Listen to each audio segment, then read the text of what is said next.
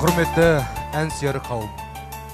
Қазақстан Республикасының Мәдениет және спорт министрлігінің ұйымдастыруымен өтіп жатқан, қазақ халқының мақтанышына айналған ән падишасы Шәмші Қалдаяқовтың 90 жылдық мерейтойына арналған «Менің Қазақстаным» атты халықаралық челленджді Кенен Әзірбаев атындағы Жамбыл облыстық филармониясы қазақ концертінің директоры, композитор Жеңіс Сейдоллаұлынан қабыл алды.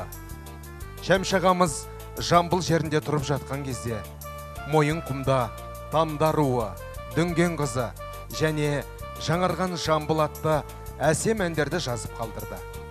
Өздеріңізге ұсынатын әніміз 1985 жылы Әбдімұхамед Сейталиннің өлеңіне жазылған Шәмші ағамыздың әні «Жаңарған Жамбыл».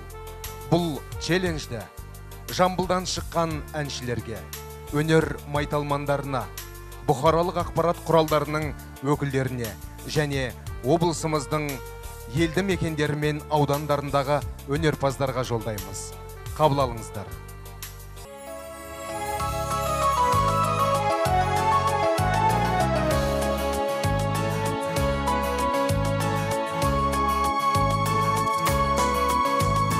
Жамбылым